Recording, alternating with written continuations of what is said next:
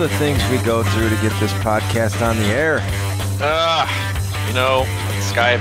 If we could have one sponsor, it would be Skype. It would be Skype. It would be Skype. So Skype, if you're out there, because we definitely know you're listening because we're using you right now, we would appreciate a sponsorship where we could, in kind, never have to update our audio visual settings. That would be nice. Man, that would be it. First world problems coming at you right away. First world problems. We have this ability to record from our own places whenever we wish and send it out to the world, and we're complaining. Yeah, well, I wouldn't say it's really complaining, but yeah, it's definitely complaining. And that's not how we want to start off our Monday morning. So welcome to the Crushing Iron Triathlon Podcast, episode 233. It's Monday, and it is, January 14th, 2019, and we appreciate you joining us. Yes, we do. Thanks for coming by. Yeah, and speaking of complaining, this is one of my favorite times of year to follow Facebook feeds. Because as we kind of talked off the air last week after the podcast, it's everyone right now is like a mix between the Pope and Jillian Michaels when it comes to like motivational quotes and motivating people. But it's so funny to, like, if you pay attention to the same people, like one day they're like, always stay calm, never let things bother you, be calm and collective. Nothing can harm you unless you let it harm you. And then like 5 days later, you see like an epic rant about something that's like so trivial. And like, hey man, it's fun. It's fun to watch. It's fun to watch the ebb and flow of people's mental and emotional ups and downs as they're tackling new, mental, emotional, and physical goals for their new year.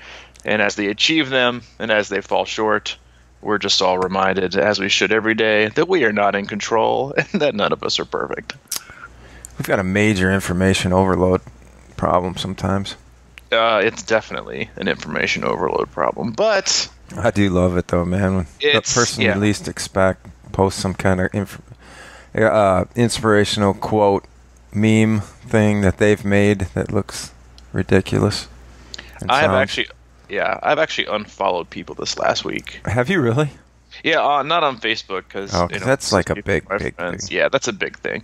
But on Twitter, there's like a few coaches that I follow, and every 2 hours, it's like a 19 paragraph with like all these big words and real kind of, why don't you just tell people to work hard and shut their mouth and never give up? That's just kind of how it should be. Or be kind to yourself, be kind to others, be humble and work hard. That's basically sums up 95% of people's motivational quotes.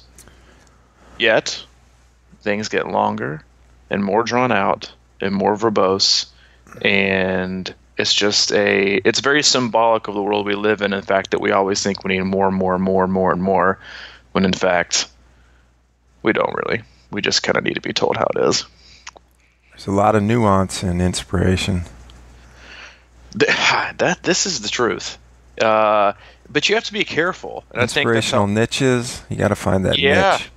Well, and I think inspiration and motivation and coming from a coach, and as you're kind of getting into it yourself, it's a very delicate balance in how you try to balance that congratulatory or great workout, or you kind of need to get your shit together, or that was pretty good, keep on going. There's always this really delicate balance with people and how their buttons can be pushed, and what really, because I think one of the biggest misconceptions is that you hire a coach to motivate you. Yeah. Which is wrong. In my personal opinion, if you're an athlete and you are hiring a coach to just motivate you or expect them to motivate you all the time, then good luck, because that's not really a coach's job. A coach's job is to feed your own appetite, whether it's you're struggling, you're super pumped, you are doubting yourself, you're not doubting yourself. It's to help guide you along that path. It's not their responsibility to motivate you with some like Rocky style Napoleon quote every day when you wake up and start your workout. But I think in this day and age, that is what some people feel is required to just simply do something. They have to have an epic quote with an epic selfie and an epic workout to make it feel like it's justified, when the reality of the situation is that, it's actually kind of, and we've kind of inadvertently gone that direction, but it was kind of what I wanted one of the podcasts to be about today. And don't let the perfect be the enemy of the good. And that's definitely how motivation and inspiration and the highs and lows that is January and this time of year is for many people. That's like one of my favorite sayings called premature optimization.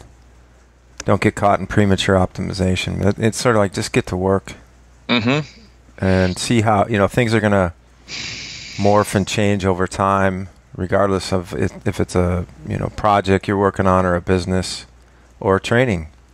You're gonna find out new things, and you're gonna have to be that living, breathing organism called the training plan that you talk about. And it's also goes to, like, in this time of year is also when people do a lot of start and stopping. Like they're on a kick, they're not on a kick. They're on a kick, they're not on a kick. They're eating great, they're not eating great. They're working out hard, they're not working out hard. It's very back and forth. And a lot, this is, as December unfolded in January, and people who are maybe a little bit behind or have fallen short or have already kind of, got a hitch in their giddy up when it comes to their New Year's resolutions or their training or their racing plans. This is the time of year, and I was actually joking with this with my wife last night, because she is a list maker of all list makers. She's pretty good. She is. I mean, she has a list about making a list of lists. That's my wife. And I read this thing yesterday. I was reading to her, and it said, when you wake up each day, make a list of all the things you need to get done, and then circle the top 5 most important things you need to get done today. And then next to each of those 5, decide how long you think it's going to take you to complete each of those 5. And then I want you to start with 4, because now you wasted so much time you can't even complete all 5. And I was like, that is so true of so many athletes, that they spend so much time talking about. And this isn't my wife, because she makes lists and takes care of business. She absolutely annihilated our house this weekend. So, babe, listening, I love you. I appreciate you. And she killed it this weekend in our house. She did all these amazing things. But anyway, the point being is talking about action and hoping about action and all the things you're going to do and that you plan on doing and scheduling out your races and how I'm going to do these blocks. None of it is a substitute for actually waking up and getting your shoes on and getting your ass out the door. But so many times there's so much, it's the same thing. We've talked about this on many, many, many podcasts that go back to probably even the first 20 that we did that were just probably terrible, but people still listen anyway. Is you get more fanfare and more likes and hoorays and comments when you post that you signed up for an Ironman than you really do along the way. Oh yeah. And it's just a weird thing. Oh, congrats, you spent $800 on a race you haven't done yet, but now people are congratulating you. And for a lot of people it is a big deal, because to sign up for their first one, I think it is a huge deal, because I think it sends a clear message to you that you're taking on something that's probably a little bit scary. So I think that is a big deal. But in terms of the talking about action and the I'm going to do this, none of it is a substitute for just getting out and getting to work. And sometimes people's biggest hesitation is that they won't do it because they're scared they won't be perfect at it, or in terms of the quote I was using about don't let perfect be the enemy of the good. It's just that it's a lot more fun to talk about it than it really is to be about it. Yeah, I mean, it's massive the first time you sign up. I mean, I get that. I've been through it. I think a lot of, you mentioned, what our coach is for, and I think that kind of that's a little bit of what this podcast is about, is us sort of going back through things we've learned, mistakes that we've made, and the way we look at it now. And I get it, because I still remember how Ironman genuinely and literally took over my brain that first year I was involved. After I signed up, it was, you talk about lists, that was literally number one on the day. You wake up, make a list. Ironman is on my brain. What do I do about it? That was like the first thing I thought about. And you're right, though. It was more of a overarching umbrella sort of number one on my list, rather than number one on my list should have been get out and run, 4 miles today or whatever. And it was a weird combination of crazy anxiety, energy, excitement mixed with the down and dirty. Right. And I've been doing this for 6 years, and I swear, like, only recently, and it was last year actually, I really started realizing that the better shape I get in, the easier this stuff gets. Because especially if you're not going out of your, if you're really kind of training within yourself and really doing building by progression and not trying to change the world in 1 week kind of thing, the better shape you get in, and the more you stay under control with your training plan and work it to your abilities and the shape you're in, the easier it gets and the more enjoyable it gets.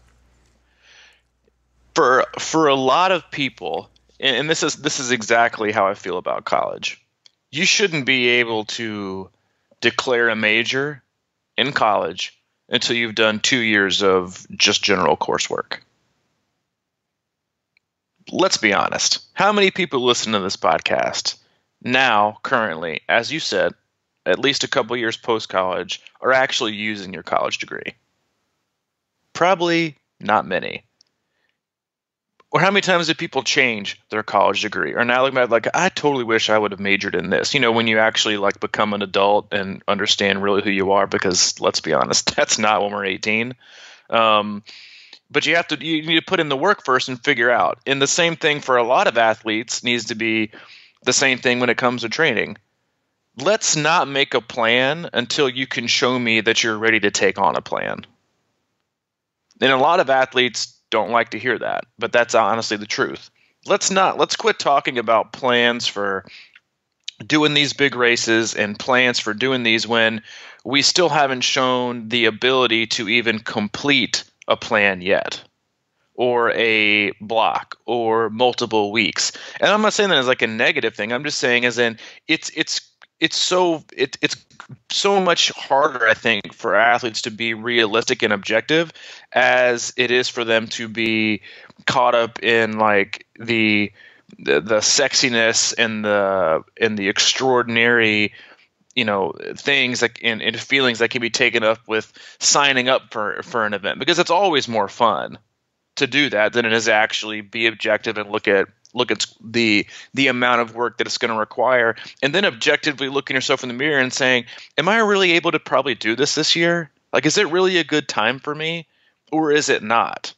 Or do I just want to get that momentary high of signing up and telling people I'm going to do it, and then I can't do it? There's just it's really hard to do that. I think that we all as people and other triathletes and friends and training groups, like we unfortunately in a lot of ways we make it harder on each other to feel the freedom to make those kinds of decisions. And I think that so many times, like you'll look back in 10 and 12 years down the road, especially if you've just gotten in the sport, and you look back and you'll probably understand and realize some of the mistakes that you made along the way. Most of them were when you didn't say no. when the time just wasn't right, and you didn't force yourself into doing something, and you just kept saying yes because you thought you had to, because you thought you had to keep up and keep up and keep up. And I think there's a lot to be said for an athlete who is focused on the now and what they can do and what they can do to be really, really good at being good. And then if you can do that for a long period enough of time, you'll be great.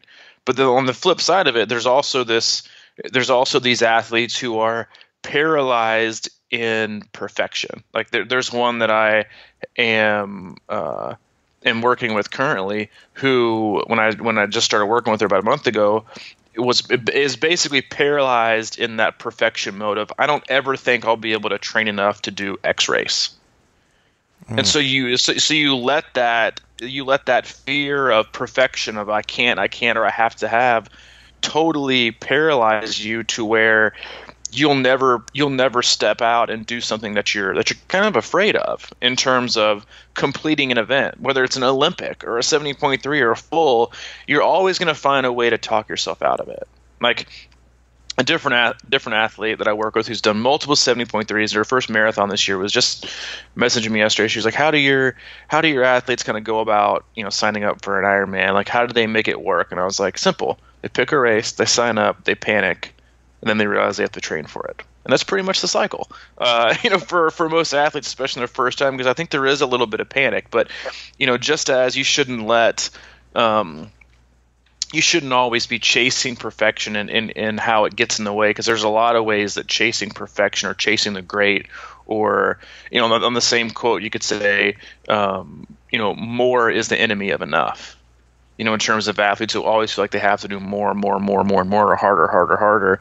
The same is for athletes who just get paralyzed in fear that they don't have it or that they never will have it in order to complete these races they see other people doing. But the truth is that they can, and they should. Sometimes you just got to take the leap, and it's a little bit like signing up for advanced physics without having a background. Well, not in that case. It sounds like they've prepared a little bit, and they would probably be better off. But if you sign up for some crazy class like that in college, it's like if you don't have any kind of base or background in that, you can do it, but you're going to be, hanging out in the dorms on Saturday night, trying to learn and do things and get through areas that, you might already should have had before you signed up for something like that. So, it's possible. You just got to give up stuff like that. It's funny because I'm doing Chat 70.3 in May, and this will be my, I don't know how many 70.3s, but I pulled the 20-week beginner 70.3 plan out of our library, and that's what I've been working. And it feels really good. And there's a couple of reasons I did that. One, last year I did that last big block of yoga. That was kind of my working out for the most part in late November, December. Then I went into our run block, or our run focus 4-week thing. And that was basically just sort of it's not super hard. It's just a busy run schedule kind of thing, frequency.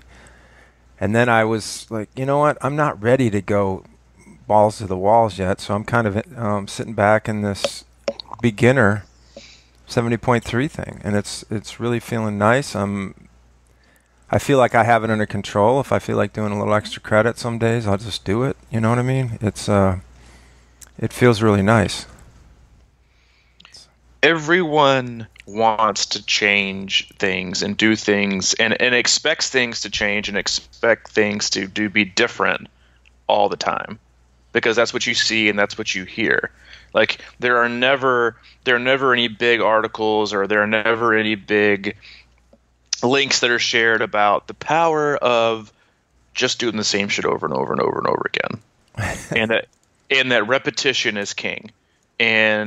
And I've said before, variety is for the weak. People always think that, and sometimes this is a conversation I have to have with other athletes, is, all right, so we had a really, really good year this last year. What can we do different this year? I'm like, what the hell do we need to do different? Right. Yeah. Why? Like it's human nature. It's human nature that it's like I think human beings in general now, because I think just things are so accessible, we're always shopping because of the commercialization and advertising, and how you're always being asked to buy, whether it's an opinion, whether it's a belief, whether it's a consumer product. You're always like put in a position to, do I really believe that? Do I not believe that? Do I need that? Do I not need that? Do I want that?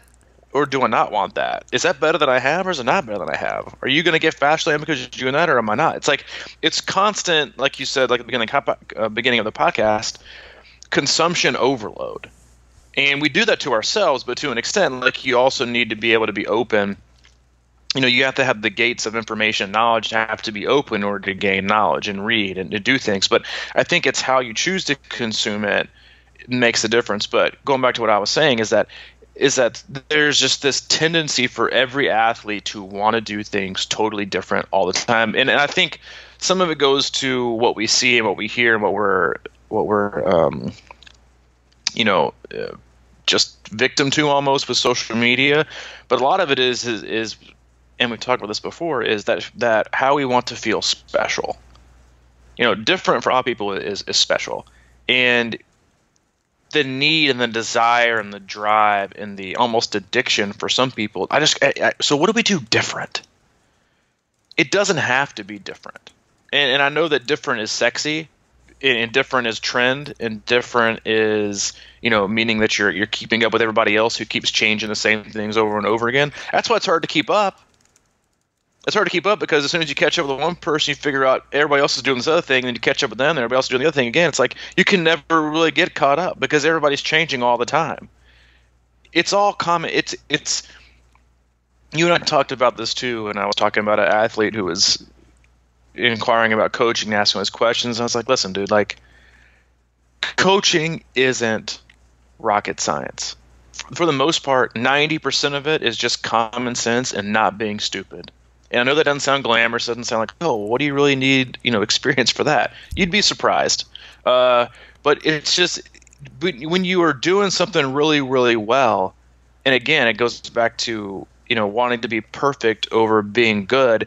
I'm not talking about limiting yourself. I'm talking about understanding the process and the trajectory of which you're on, and seeing and being aware that the trajectory of where you're going with your training and as an athlete and how your life is going up. And if you're improving, why do you always feel the need to want to do things different? And no one can explain it. Well, it's like your body adapts to one thing over a year and just says, oh, you know what? I think I need to totally change things over and over again. The same workouts, the same sessions, it's all like 85% of it should be fairly the same. It's where the details come into play are application of load, removing load, application of intensity or removing intensity, and then just the training distribution in between those zones and how much you give and how much you take away over a week or over a training block that make the biggest difference.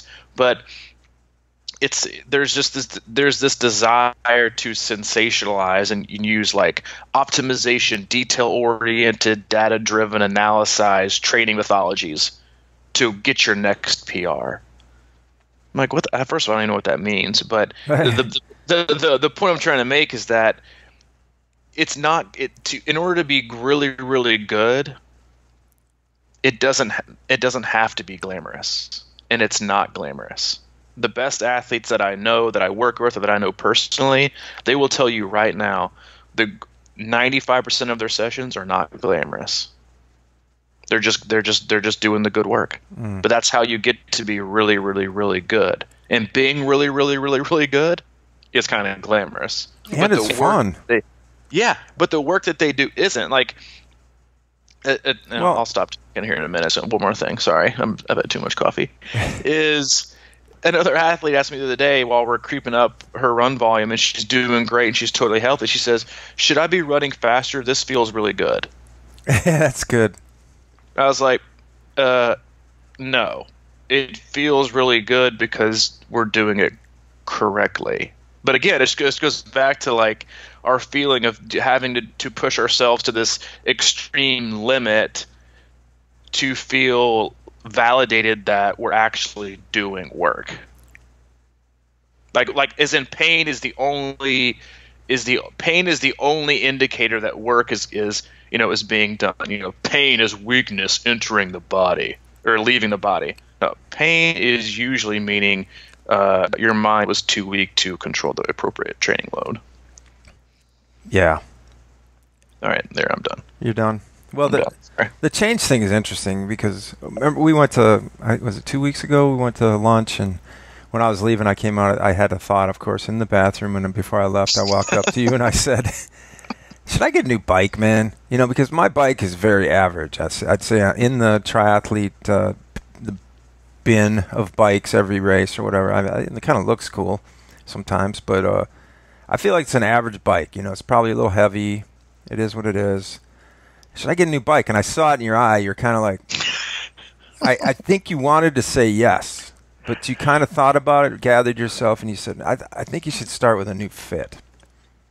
And I totally agree with that. I keep, But it's not as fun. It's not as fun, but it feels, but like, so this is what's interesting when I keep talking about, how I've been getting a pleasure out of looking at my watch and making sure it's above 10-minute pace or whatever. And I've switched my mind a little bit to that slow enjoyment of that slow and rewarding pace, like almost like I'm winning. And I've kind of got that same thing with my bike. I'm like, you know what? This is like, it is fun for me to think that, I bought this thing off Craigslist 6 years ago, and it's fun for me to think about blowing by people with, $10,000 bikes, because I'm going to work, I can tell, and I've said it many times, but I feel like I have to really prove that I set out and made an effort to be a good cyclist before I just go buy a new bike and see if that's going to make me faster. Mm-hmm. Because it's not like, riding a bike is hard. It isn't like I'm going to be buying, maybe it'll make a little difference on how things feel, but it's not like going from a Gremlin to a Cadillac or something like that, where you're just going to be sinking down in leather seats and, kick back with the massager on your back and things like that. Bikes are bikes, kind of, maybe some people would argue, but as far as that goes, I feel pretty good about that, But still, it's just like it's our addiction for everything, having to be more, and different. And so many times, like if you strip it down to its bare bones, you always get back to something that's fairly obvious and just not nearly as responsible, maybe, or it's more responsible in terms of training and what we're doing. But again, like it's very difficult, and the same could be said for so many of the athletes that more to them is always better. More is better than enough. I should be in pain. I shouldn't be able to walk. I should be torched, and it's like a badge of honor these days. I work 80 hours a week. I train 40 hours a week. There's I can do everything, and I can do more and more and more. I'm like, you're just doing a really good job of making yourself tired. Yeah. There are so many triathletes out there that look themselves in the mirror every single day and think that they are doing really solid work because they're making themselves really, really tired. Or hurt. But man, I've been killing it, man. I ran so hard I hurt myself. Okay, well, that was dumb. But it's are you training yourself to be tired and to exhaustion, or are you training smart? And and I think most coaches would tell you this. 9 times out of 10, their athlete is always going to ask them if they're doing enough. Rarely ever is the athlete going to be like, you know what? I think this is too much, coach. This is too much. I think in my entire coaching career, I've had that happen like twice. The rest of the time, it's a weekly, hey, coach, I just don't know if I'm doing enough. I see all my friends running these 23-mile, runs, and at first I'm like, you're not seeing them running them. But it's just there's always a thing of more and more and more and more and more is how it has to be done. And there's just a very and for the most part when athletes verbalize this kind of caution to you, or that they're basically saying like, I'm having some apprehension about going forward with the race because I don't feel like I've done enough. It's not most of the time it's not because they truly, if they closed their eyes and they trained blindly and they logged off all social media, 9 times out of 10 they would think and believe that they did do enough. Because when you take away everything else and you're just left with how hard you worked and the time you put in, then you can feel nothing else but ready physically. Now again, you might have like the mental and emotional drawbacks, or being hesitant, or negative thoughts, or or anxiety about completing a race. But your definition of hard work and dedication and putting the time in and doing the best you can every single day is compared to only one person. It's the only person that matters. It's you. Because that's the only person that's going to, like, when you step into a race, there's only one thing you can control. You and your attitude and how you choose to react and overcome the day's obstacles and how you can execute. Everything else is under zero control. Yet when an athlete crosses the finish line, they didn't place where they thought that they wanted to, or they should have gone faster, even though the conditions of the course warranted a totally different story. They base their result and how they feel on the rest of the day and how other people or other uncontrollables or the race or where they placed, where they fell. And it's just so much about the racing blindly within yourself and against yourself is the only true measure of which you should be able to say, did I succeed today or did I fall short today? Only you. How you did, how you felt, did you execute to the best of my ability? Did today show the fitness that I had to its extent? And if you can say that, then you won. Then you won, regardless of what the time says, regardless of anything says. Yet most every athlete will say, I didn't do well today. I didn't finish on the podium, and I feel like I should have, or it wasn't a PR today, but the course was like 105 degrees in Hilly versus the time that they did another one, it was like flat and cool. But people just don't. They take all these uncontrollables and these other things, and that's how they apply the majority of their measure of success and failure. They rarely look in the mirror. And that's the only person you just have to decide with. When you look in the mirror, when you get done with the race, did I do the best I could do today?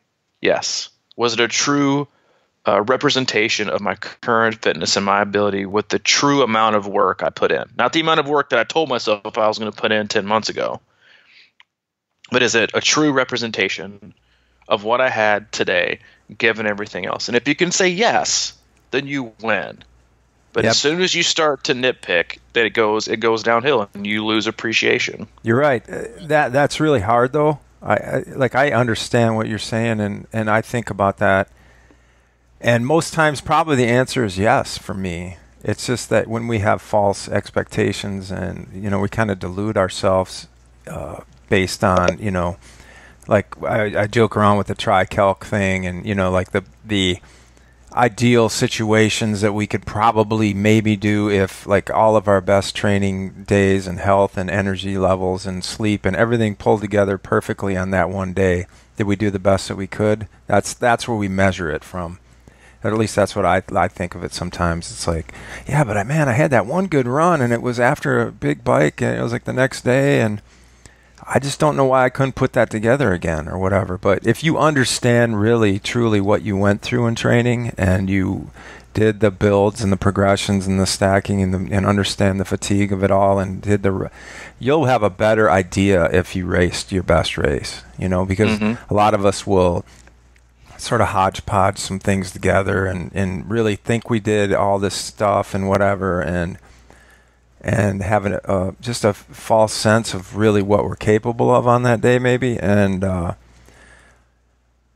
and just, kind of beat ourselves up for something that we really probably shouldn't, because we weren't there.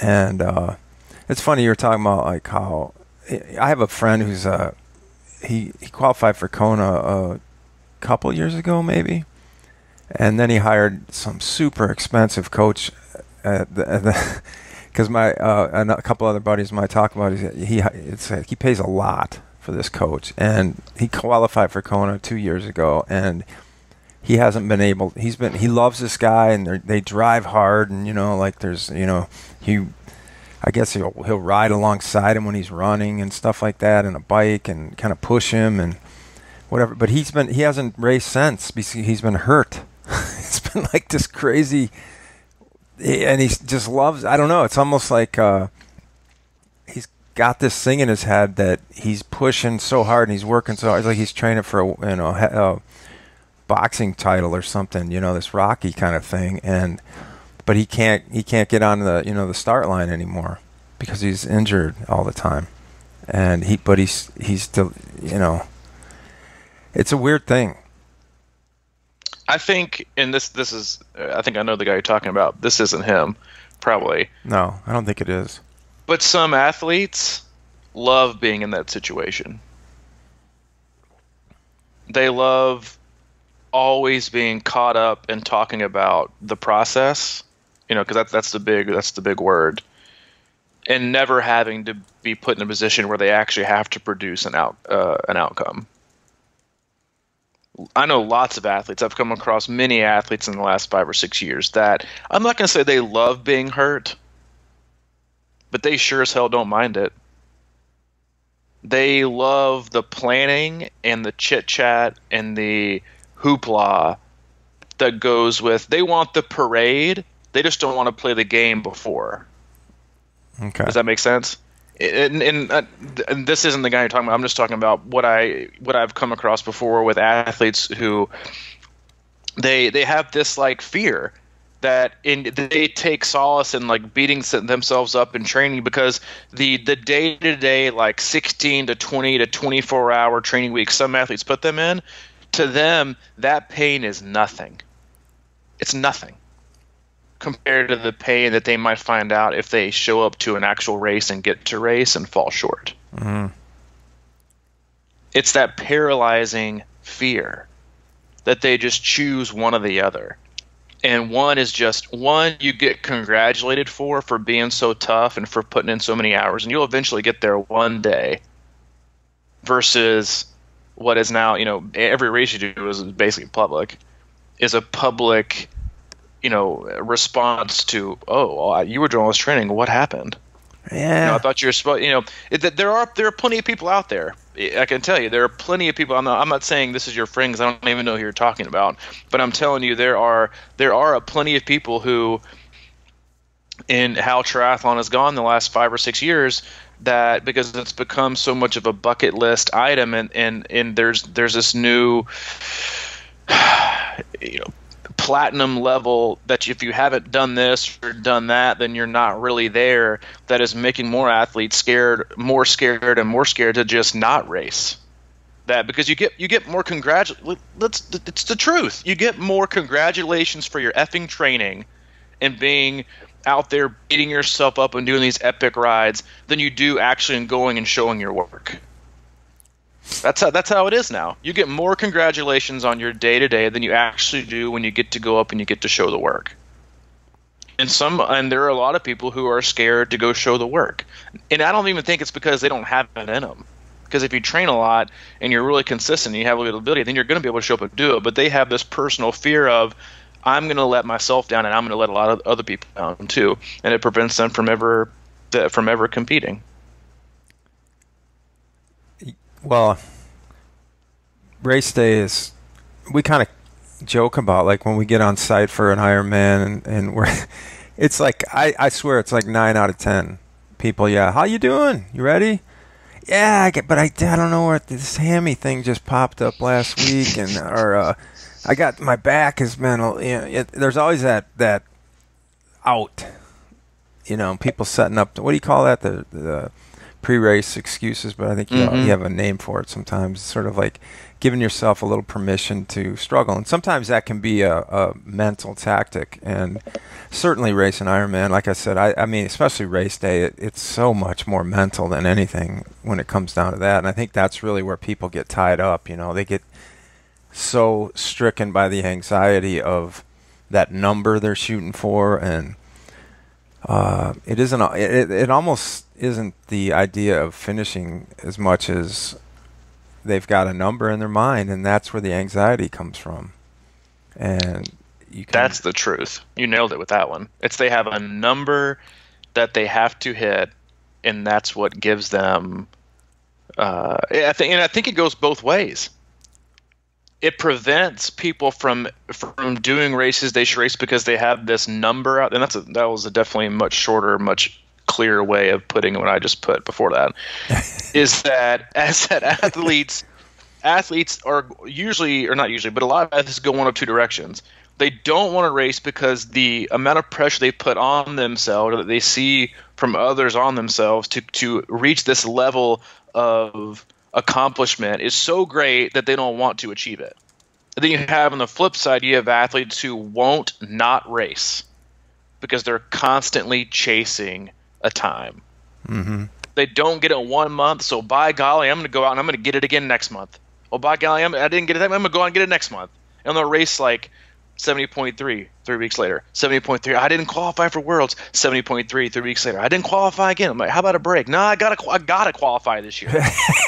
I got to. This is the year, man. This is the year. And the end of the year, I gotta qualify. I'm gonna go out and like I see athletes all the time. They over race because they don't. It's an unsettling feeling to sit back, because I get it. It's an unnerving feeling to sit back in that kind of training limbo, and that's what this time of year is, and sit back and feel like I believe I'm going in the right direction, but I'm so far out from actually seeing an outcome or showing my work that I think I am going to doubt myself. But then when you get into the season, some people just don't know how to stop and be like, you know what, maybe I'm not where I thought I was, but if I'm going to sit back and I'm going to take my time, then maybe I can get there and do it again later. But it's just it's the same rush. The rush to have it now is either a paralyzing one in terms of not letting athletes do it, or taking their time off, or it's shoving them into a race they shouldn't be doing, or telling them that they never should do the race that they are already prepared to do. You just gotta rip the Band-Aid off one way or the other, by either doing the race or taking a step back and taking your rest and taking another 12 to 16 weeks to get back to where you should be. It's interesting thinking about you coaching at the race and having athletes on the course, and I'm sure that I mean, I've run by you many times as my coach, and you're basically just, I'm sure you're going through your mind about, what to say or whatever, but there really isn't anything to say a lot of times. It's sort of like, if you think of an Ironman, it's more like, if you got this time in your head, that's one thing, but if you think about the race, really, it should be fairly uneventful, almost. It's kind of like this year I was going into Louisville really for the first time I thought I had a good beat on how to race this thing, and our last Instagram post from about 3 months ago is a video I made of your breakdown of the Ironman marathon, and it was kind of like I was just racing, for whatever it was in my cruise zone until mile 18 or 20 of the race, and then it was just like that was the whole goal, is just to get there and see if I could throw something together, and of course I couldn't. So the whole thing became just kind of like this. The whole day was kind of like just getting her done, and but yeah, it's this. I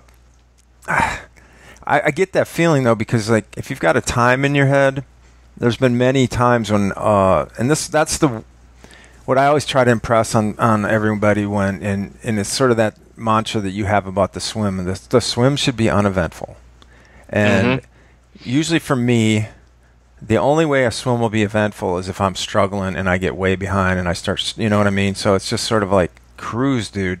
Just find your zone and don't try to crush the swim, because what'll happen is, I've done this many times where and it's usually like in an Olympic, though, is where I really kind of have my battles. It seems like I've had one half problem like this, but I'll get out of the water, maybe 15 minutes or so behind what I need to hit my overall time, comfortably or whatever that I have in my mind. And the next thing you know, then I'm just hammering from that point on, and the rest of that race is like, well, I'm going to just lay it down on the bike and see if I got anything left. And then the whole thing becomes a nightmare. I don't know what my point was with that. It's all right. It was a good one. But no, that's the time goal thing. It's sort of like it can really, I think, start creeping in your head way too early in the race. That's the problem. Or I mean, obviously before the race, way too early in training. Yeah, way too early. It's like, training. what do you think I can do? Yeah, what do you think I can do? Dude, we're like 8 months out. I have no idea. Zero clue. Yeah, zero, and zero. But everybody wants. And you should too. Yeah, I think like really that's the fun of it, man. Like yeah. I feel like it's so lost on so many athletes. Like that's the fun of it. Like why the hell are you even doing the sport if you feel like you can predict everything? Yeah. Like it ruins it. Like there has to be, like, for most people, like every day is pretty much the exact same. You do the same thing every single day, and it just kind of goes on with with a little bit of drama here, a little bit of this here, a little bit of this here. Why is there such like an obsession with wanting to predict? Because I've said it on probably half our podcast, expectations are future resentments, but people have to have them. And I get that there's like, everybody has like a goal in their mind, but how much more enjoyable things are when you just don't have that out there. When you just think, I'm going to get up, I'm going to work hard, and I'm going to show up today, and however it comes out, it comes out. It's the best you can when you can. And that's it. Instead of always having this target out there that basically you've told yourself, this is my pass or fail target, and you just create it out of thin air. Everybody's doing it right now. It's the perfect time of year. I'm gonna go sub this, or I'm gonna go this, or I'm gonna do this. I think those are good conversations to have in terms of creating a belief within yourself. I think that's positive, because some athletes have to be like, stop telling yourself you can only go 5:45. You got the ability to do probably under 5:30. But marrying yourself to a pass or fail or success or not success number takes so much. Like it's just to be free, to see how things lay out for the day, and then not associate all the other decorations that people give as far as like PRs and like I feel like my two best races last year, that I feel like I really laid it all out there and I executed perfectly, and I just felt great about it when I was done. Those two races were the two races I didn't podium. I felt best about those two races than I did where Chattanooga 70.3 I was on the podium, and Mach 10 where I was on the podium.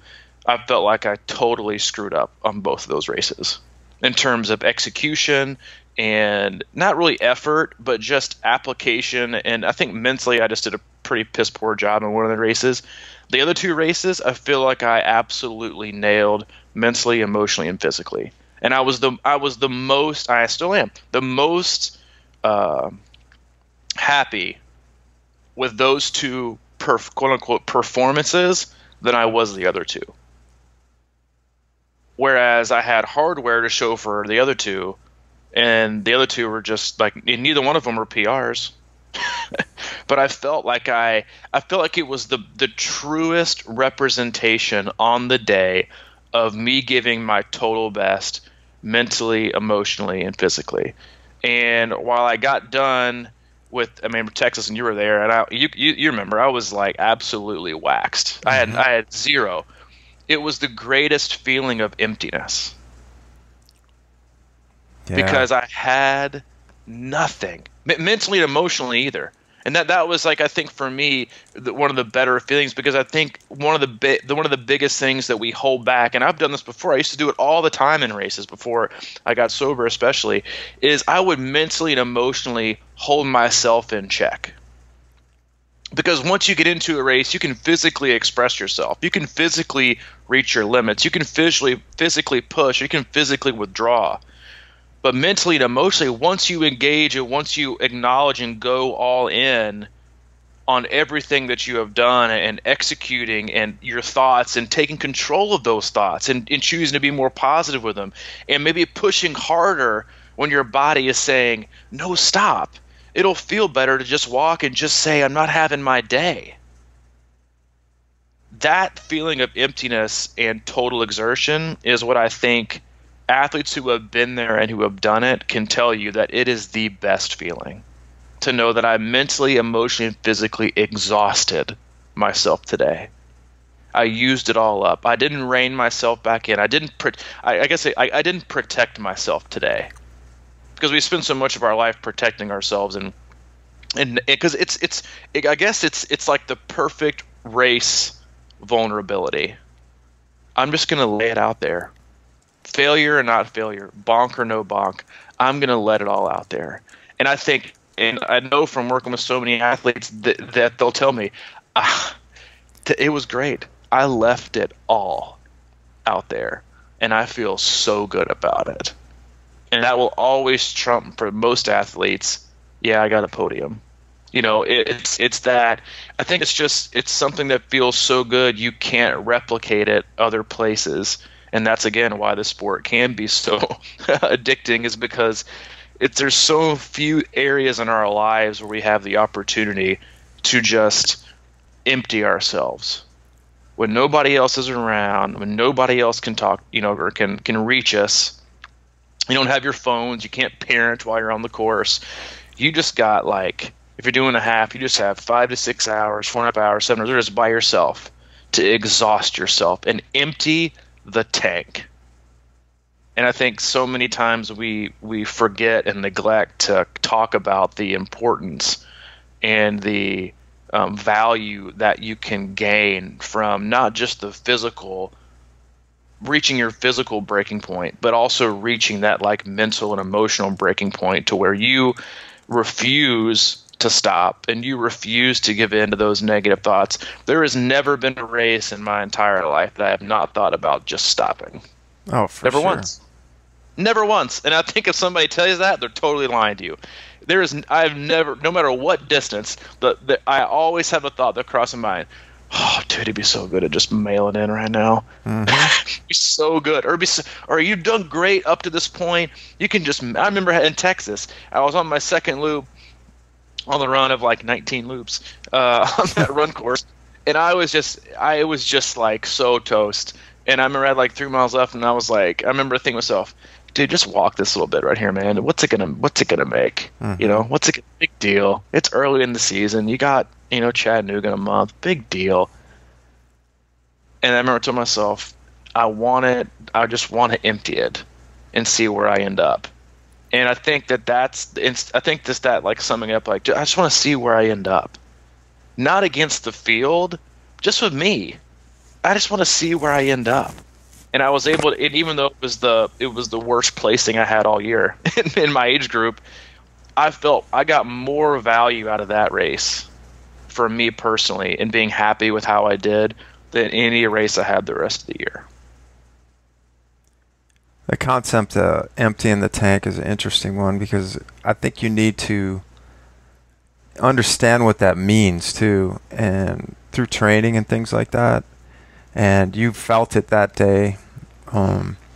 It's just lately my long run has been roughly long, quote unquote, has been 8 miles the last 2 weeks. I've decided I'm going to run this same route and do it in my easy running style, a case for slow running sort of thing, and not really look at the watch and just sort of just do it to the point where, in 8 miles or whatever, that would leave 5 for a half marathon or something. And just to understand how really what easy comfortable running is for me and just build up my legs, but just to sort of leave it as a test in a way where I'm running the same route, so I'm going out, and I've been running slow for a while now, and last Saturday I ran this route 8-miler, and I think I ran it right around a 10-minute pace or something.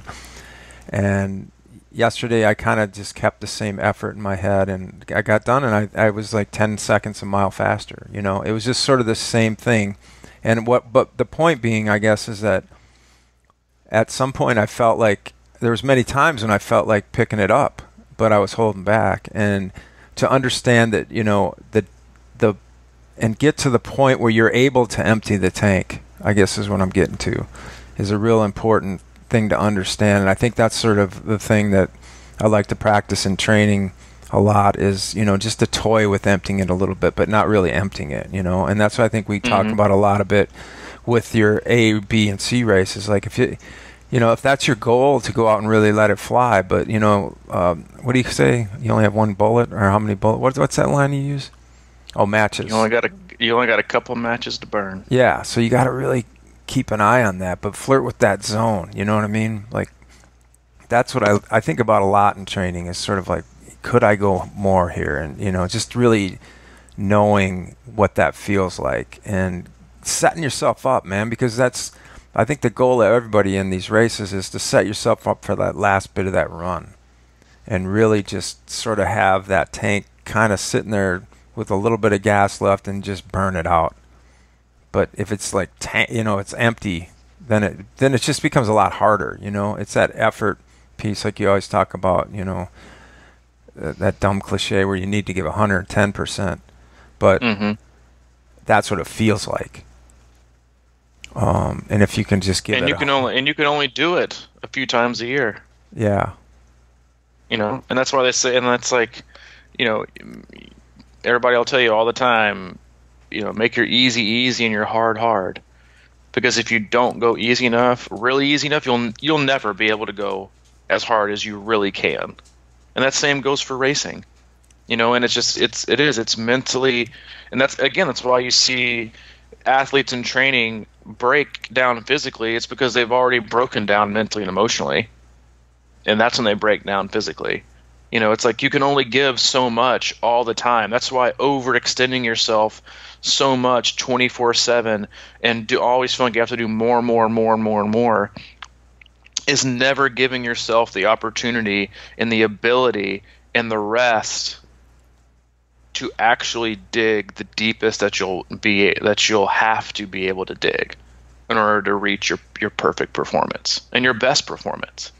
You know, not against the field, but against yourself. Like, you have to have all the tools, all your personal, you know, mental and emotional weapons to be able to withstand the combat, you know, the internal combat that is racing. You know, and the highs and the lows and the negatives and the negative self-talk and the getting up too high. It's so much of a battle that you can't do it if you're not rested and you're not fresh. You know, and you're not prepared.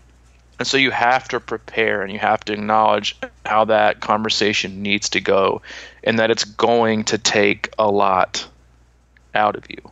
And you won't be able to do it if you don't have, again, one of the most underestimated parts of racing is the mental and emotional, you know, warfare, if you will, that goes on in your head about how much harder to push, or do I have to give up, or can I give up? You know, and should I? Versus I've got to keep going. I have more to give.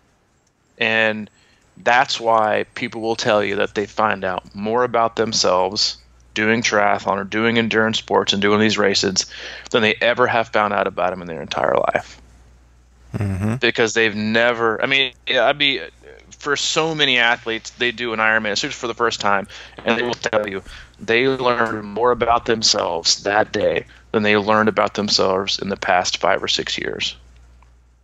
That they're capable of so much more than they thought.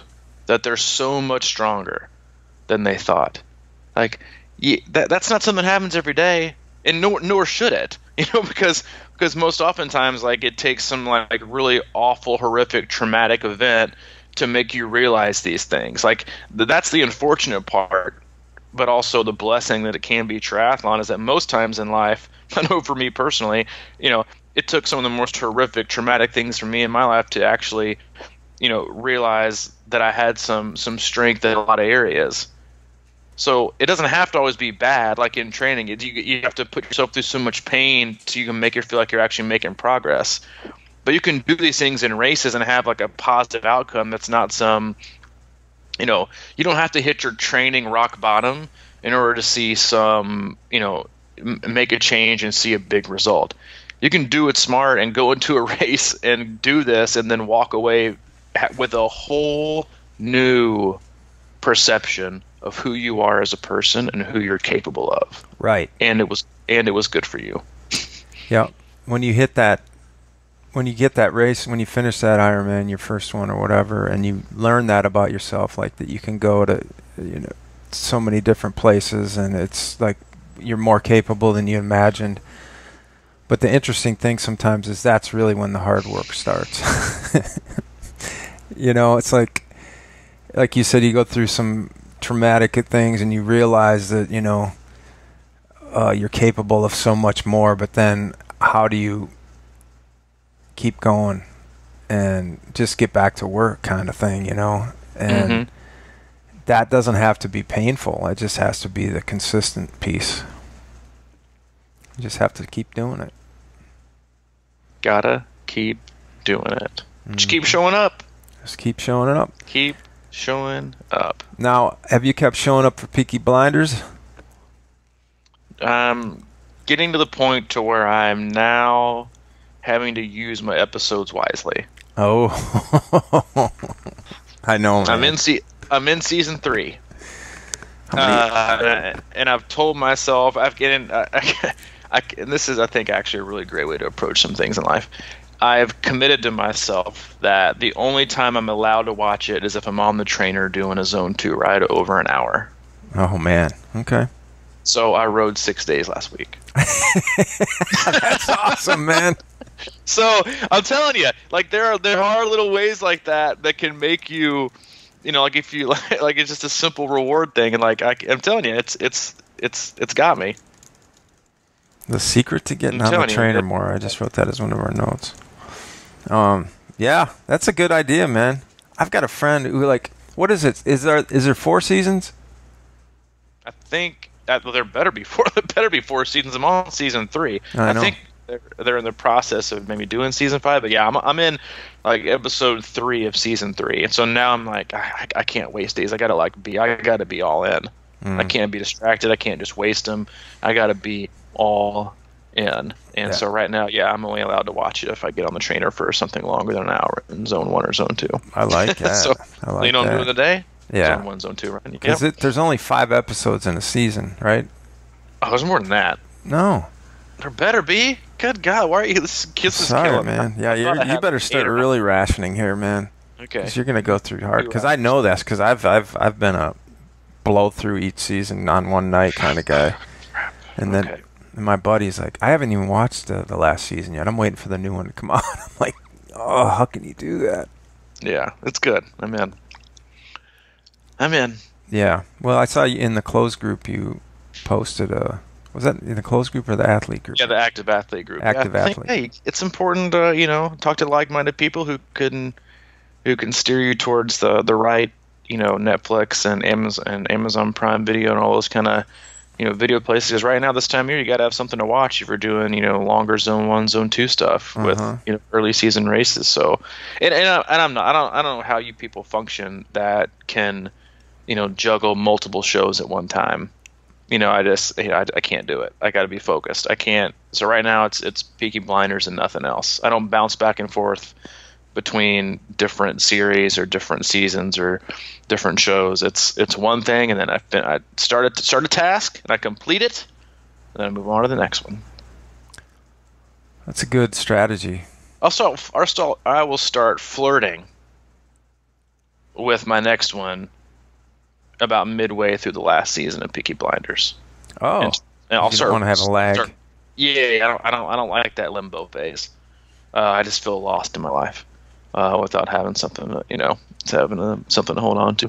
So I'll start searching for my next investment after that. Man, I like that strategy. I got to find something for my zone ones. It's usually hoops, though. Yeah, it is. That's another good one this time of year. Especially for those that can ride whenever they want to on Saturday, Sunday. Watch them college basketball, watch them in full playoffs. Just cruise. Speaking of which, I'd like to congratulate all the haters and doubters of Tom Brady for saying that he's no longer a top-shelf quarterback. Oh, but on the Patriots, man, they change things up every single year. Every single year, doing something different. No, they don't do the same shit every single year, and you can't stop them because they know what works. They never change. I know, man. I know. I loved his interview after the thing. It's like, they're like, how's next week? You're going to the Chiefs? He goes, well, it'll be interesting. Everybody thinks we suck now. So that's what Brady said. That was awesome. Yeah, but that's because, and as a Dolphins fan, it hurts me and pains me to even say anything positive about the Patriots. But it's because they do the same stuff all the time. And here's the thing. That one of the reasons that they're so good is they do the same stuff all the time, that they do it to perfection. Mm-hmm. Their receivers that's why they can just basically put in any receiver they want to and make them great, because they run every route perfect. Better than anybody else. And late in the game, better than anybody else. And it's not that you can't stop them because they're not as athletic. It's just because you can't stop them because they do it right every single time, where most people falter or fail. They'll do it so many times right that you may do it right too. But as soon as you do it wrong and they do it right, bye, see ya. And that's how they win. Mm-hmm. And I hate saying that, but it's the truth. Yeah, that's got to hurt you. It occurred to me that I actually used to be a Dolphins fan at one time. And you changed? Yeah, I was on their bandwagon for when they were undefeated back in 1973 or 2 or whatever year that was. I wasn't born. You weren't even around. I wasn't even around. So I was a Dolphins fan before you were born, and then I don't know how I got off them, but then I went to the Vikings, and then I quit NFL, and now I'm not in the NFL yet, but